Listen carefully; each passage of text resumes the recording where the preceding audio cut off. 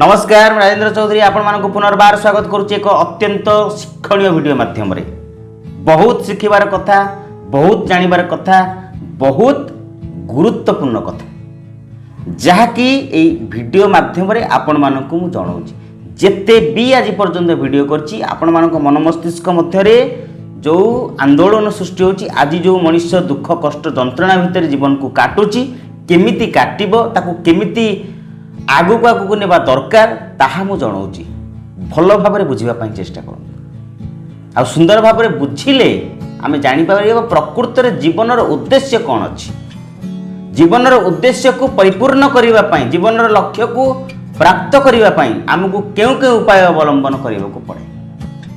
समय समस्त समान दिन राति मिसी 24 घंटा समस्त समान किंतु 24 घंटा भितर किए केते प्रकार काम करुछंती किए केते बाट को जाई पारुछंती किए केते प्रकार भिन्न भिन्न काम करी दक्षता अर्जन करि पारुछंती केते बड़ लोक होई पारुछंती विशिष्ट महान व्यक्ति मान होई पारुछंती ज्ञानी गुणी बहुत व्यक्ति होई पारुछंती धनी जड़े धनी हवा जगह से 24 घंटा भितर जड़े धनी होची आउ से 24 घंटा भितर जड़े गरीब हो जाउची।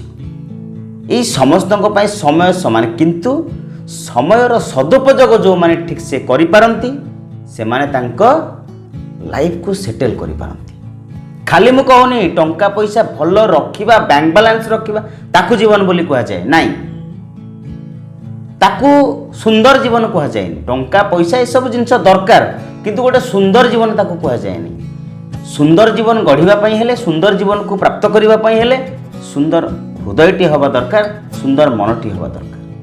आ खाली टंका तैयारी करिबा टंका रोजगार करिबा मेसिन घरे घरे गोटे लगेई देले सेगुड़ाक सुंदर मनीष बोली कहा जाती से माने विवेक शून्य मनीष तांका पाखरे विवेक न थाए विवेक रहिबो का पाखरे जो माने निज मन मस्तिष्क को बैलेंस करि पारछंती जो माने जानिछंती प्रकृत रे जीवनर माने कोन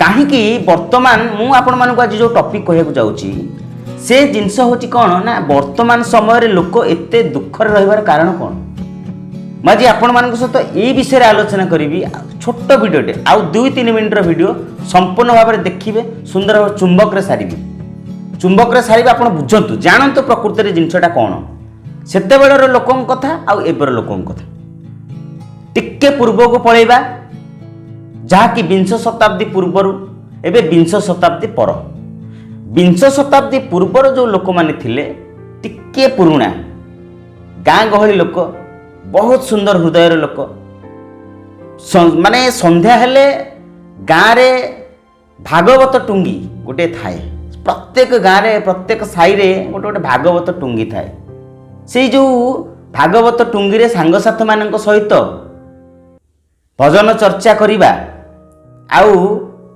देशर हालचाल बुझिबा गाँर हालचाल बुझिबा निज संपर्कीय मानकर हालचाल बुझिबा समस्तंकर कथा को नहीं उपस्थापना करिबा से सब जिनस थिला किंतु वर्तमान समस्ते एका एका एका समस्ते एका कहा कहा भीतर संपर्क भल ना जहाँ को जहाँ भी कहली से प्रकार मनोवृत्ति आणुची आसबनी केमिति से जिनस हवा पाई प्रधान कारण होची आपनक सेलफोन बा मोबाइल समस्तंक हाथ में खंडे खंडे सेलफोन जीवन नष्ट करदेव जीवन को नष्ट करदेव कौन कर सारा पंगु कर सारा आपण मानू आम मानक सब पंगु कर सारा मोबाइल भविष्य पंगु माने गोटे जिनस होची एमिति हाथ गोड़ नथिबा लोक पंगु नुहंती आम भितर हाथ गोड़ थाईकी आम पंगु हो सारे कहीं ना गोटे छोटिया जिनसटे एडिक 6 इंच 5 इंच 6 इंच हम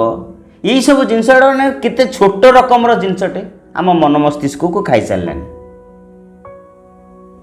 भाभी सेते बेलर लाइफ केते थिला केते सुंदर पृथ्वीटे केते सुंदर दुनिया आमे पाइछे ताकू उपभोग करिवार जो कला आम पाखरे नाही ताकू अनुभव करिवार मन मस्तिष्क भितर से भावना आउ नाही काहे कि नाही कौन पाई नाही से भावना को आमे निजे निजे माटी तले पोती सारीचे जो पोती पकईचे ता भितरे से जिनस बाहरी पारुनी केमिति बाहरिबे से जिनस ସବୁ ଜିନିଷ ବୁଝନ୍ତୁ। ପ୍ରଥମେ ଯେତେବେଳେ ଆମେ ଦେଖୁଥିଲେ ସେତେବେଳର ଊନବିଂଶ ଶତାବ୍ଦୀର ଲୋକଙ୍କ କଥା ଦେଖନ୍ତୁ, ତାଙ୍କର ପରିବେଶ ଚାଲିଚଳଣି ବହୁତ ସୁନ୍ଦର ଥିଲା। କିନ୍ତୁ ବିଂଶ ଶତାବ୍ଦୀ ଆରମ୍ଭ ହୋଇସାରିଲା ପରେ, ବିଂଶ ଶତାବ୍ଦୀ ଆରମ୍ଭରେ ଆପଣମାନେ ଦେଖିଥିବେ ବ୍ୟବହାର ଚାଲିଚଳଣି ଅତ୍ୟନ୍ତ ବଦଳି ଯାଇଛି। କେହି କାହା କଥାକୁ ପ୍ରସ୍ତୁତ ନୁହନ୍ତି ମାନିବା ପାଇଁ। ତ କେମିତି ସଂସାରରେ ବଞ୍ଚିବେ? ଆପଣ କ'ଣ ଭାବୁଛନ୍ତି କି? କିଛି ଲୋକ ଅଛନ୍ତି, କିଛି ବ୍ୟକ୍ତି ଅଛନ୍ତି ଭାବୁଥିବେ ହଁ ଆମେ ପଇସା ରୋଜଗାର କରୁଛୁ, ଭଲରେ ଅଛୁ, ବହୁତ କୋଠା ବାଡ଼ି କରୁଛୁ, 3 ତାଲା ବିଲ୍ଡିଂ, 4 ତାଲା ବିଲ୍ଡିଂ, 5 ତାଲା ବିଲ୍ଡିଂ, ବ୍ୟାଙ୍କ ବାଲାନ୍ସ 20 ଲାକ୍ସ। କିନ୍ତୁ ଗୋଟେ ଜିନିଷ ହେଉଛି, ବୁଝିଛନ୍ତି କେବେ ସେ ପଇସାର ମୂଲ୍ୟ କ'ଣ ଅଛି? ଆପଣଙ୍କୁ କେହି ପଚାରିବେନି। ଏମିତି ଦିନ ଆସିବ କେହି ବି ପଚାରିବେନି। କିନ୍ତୁ ସେମାନେ ବର୍ତ୍ତମାନ ପୁରା ଅଲଗା ଅଲଗା, ତାଙ୍କ ପରିବାର ଭିତରେ ସେମାନେ ଅଲଗା। ଖାଲି ଉପର ମନରେ ଦେଖାଇବା ପାଇଁ ଆମେ ବହୁତ ଭଲରେ ଅଛୁ, ବହୁତ ଖୁସିରେ ଅଛୁ, ବହୁତ ଶାନ୍ତିରେ ଅଛୁ। ଅତ୍ୟନ୍ତ ସୁନ୍ଦର ରମଣୀୟ ପରିବେଶ, ସ୍ମିତହାସ୍ୟ ସମସ୍ତଙ୍କ ମନରେ ଥିଲା ଊନବିଂଶ ଶତାବ୍ଦୀର ଲୋକମାନଙ୍କ ମଧ୍ୟରେ। କିନ୍ତୁ 20 ଶତାବ୍ଦୀର ପିଲାମାନଙ୍କୁ ଶିଖାଯାଉଛି ଜେଜେବାପା ଜେଜେମା ପାଖକୁ ଯାଆନା, ସେ ସାହି ପଡ଼ିଶା ଘରକୁ ଯାଆନା, ସେ ସାହି ପଡ଼ିଶା ତୋତେ ନଷ୍ଟ କରିଦେବେ। ଜେଜେବାପା ଜେଜେମା ପାଖକୁ ଗଲେ ତୋର ଇନଫେକ୍ସନ୍ ହେଇଯିବ। ଏଇ ଜିନିଷ ଗୁଡ଼ାକ ହେଇକି ଆଜି ସମାଜ ନଷ୍ଟ ହେଇଯାଇଛି। ଏହାର କାରଣ ହେଉଛନ୍ତି ଆମେ ନିଜେ। ଯେତେବେଳେ ଆମେ ନିଜେ ଏହାର କାରଣ ହେଉଛେ, ସେତେବେଳେ ଆମକୁ ଜଣାପଡ଼ୁଛି ଯେ ପ୍ରକୃତରେ କଷ୍ଟ କ'ଣ ହେଉଛି। ବୁଝିବା ପାଇଁ ଚେଷ୍ଟା କରନ୍ତୁ। କଷ୍ଟ ଯେତେବେଳେ ହେଉଛି ସେତେବେଳେ ବୁଝିବା ଦରକାର କାହିଁକି କଷ୍ଟ ହେଉଛି। କଷ୍ଟ ହେବ କାହିଁକିନା ଆପଣ ସେ କଷ୍ଟକୁ ନିମନ୍ତ୍ରଣ କରୁଛନ୍ତି, ଆମନ୍ତ୍ରଣ କରୁଛନ୍ତି। ଆଉ କଷ୍ଟ ବୋଲି ଯେଉଁ ଜିନିଷଟାକୁ କହୁନାହାନ୍ତି କି, ସେ କଷ୍ଟକୁ ଆପଣ ଯଦି ଦୂରେଇବାକୁ ଚାହୁଁଛନ୍ତି, ନିଶ୍ଚିତ ଭାବରେ ଟିକେ ପଛକୁ ଫେରି ଯାଆନ୍ତୁ। ଭାବୁଛନ୍ତି କି ଜ୍ଞାନ କୌଶଳ ଉନ୍ନତ ହେଇଛି, ଆମେ ଉନ୍ନତି ହେଇ ଚାଲିଛୁ। ପିଲାମାନଙ୍କୁ ସଂସ୍କାର ଶିଖାନ୍ତୁ, ନିଜେ ମଧ୍ୟ ସଂସ୍କାରୀ ହୁଅନ୍ତୁନି, ଅନ୍ୟମାନଙ୍କୁ ଦୋଷାରୋପ କେବେ କରନ୍ତୁନି। ଆପଣ ନିଜେ ଭଲ ହେଇଯାଆନ୍ତୁ, ଏ ଦୁନିଆ ସମ୍ପୂର୍ଣ୍ଣ ଭାବରେ ବଦଳିଯିବ। କାହାକୁ ଦୋଷ ଦେଇ ଇଏ ଭଲ ନୁହେଁ, ସିଏ ଭଲ ନୁହେଁ, ଇଏ ଏଇଆ କଲା, ସିଏ ସେୟା କଲା, କ'ଣ ଆବଶ୍ୟକ ଅଛି? ଆପଣ ନିଜେ ଭଲ ହେଇଯାଆନ୍ତୁ, ସମାଜର କିଛି ଉନ୍ନତିମୂଳକ କାର୍ଯ୍ୟ କରନ୍ତୁ, ଯାହା ଆପଣଙ୍କ ଦ୍ୱାରା ସମ୍ଭବ ହେଇପାରିବ।